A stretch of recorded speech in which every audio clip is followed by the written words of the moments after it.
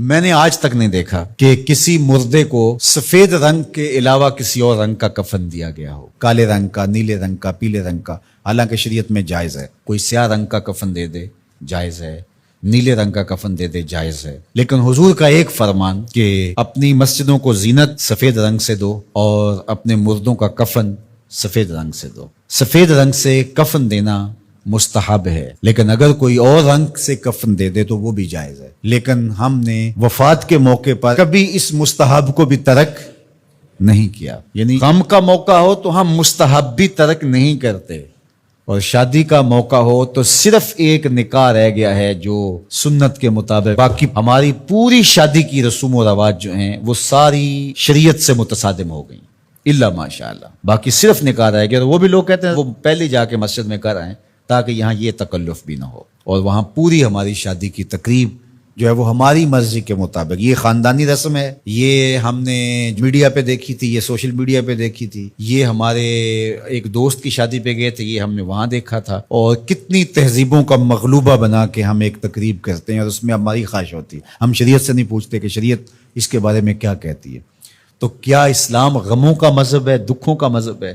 خوشی کے موقع پر آپ اسلام کو نہیں بلائیں گے؟ آپ مجھے غم کے موقع پہ آواز دیں، فوتگی کے موقع پہ آواز دیں، میں چلا آؤں، اور جب شادی ہو تو آپ مجھے کارڈ ہی نہ بھیجیں، تو میں کہوں گا کہ میرا آپ سے صرف یہی تعلق ہے۔ غم کا موقع ہو تو آپ شریعت کے مستحب کا بھی خیال رکھیں، اور شادی کا موقع ہو تو آپ شریعت کی پرواہ نہ کریں۔ تو یہ تو پھر آپ کی مرضی کا دین ہوا نا، جہاں چاہا اس کو پسند کر لیا، جہاں چاہا دین کو چھٹی دے دی۔ کاروبار میں، اپنے طرز زندگی میں، اپنی سیاست میں، اپنی پارلیمنٹ میں، اپنی کچہریوں میں، اپنی عدالت میں، اپنے میڈیا ہاؤسز میں کہیں دین نہیں ہے۔ دین کہاں رہ گیا؟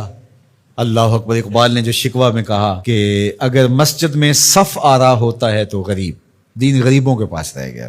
دولت بڑھتی جاتی ہے تو دین بھی مرضی کا ہوتا جاتا ہے۔ مولوی صاحب کو پابند کرنے چاہتے ہیں لوگ کہ آپ اس طرح کا دین دے جس طرح ہم چاہتے ہیں۔ تو یہ تو اپنی خواہش اور آرزو اور تمنا کا نتیجہ ہوا۔ تو اللہ فرماتا ہے پھر یہ کیا ہوگا اگر تم ایسا کرو گے تو آخرت رہی، وہاں تو اشد عذاب تمہیں ہوگا ہی، دنیا میں بھی تمہارے لیے خزی رسوائی ہے۔ اور آج ہمارا مسئلہ کیا ہے؟ آج ہم نہ دنیا دار ہیں نہ دین دار ہیں۔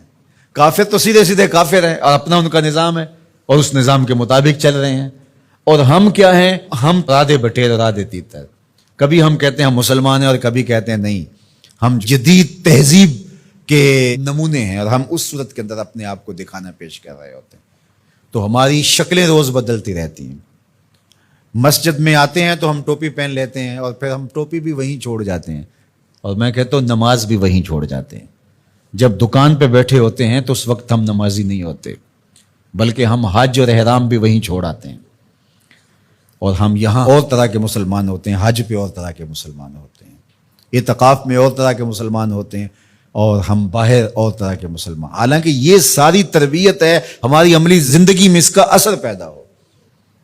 جب سجدہ کریں تو سجدے کا نور لے کے گھر پلٹیں، جب رکوع کریں تو رکوع کا جمال ہمارے ساتھ سفر کرے، جب حج کریں تو حج کا نور ہمارے ساتھ اتر کے آئے اور ہم اس کو معاشرے میں بانٹیں، اعتکاف کا جمال ہماری طبع کے اندر راسخ ہو جائے اور ہمارے اندر جو ہے وہ نور بکھیر دے۔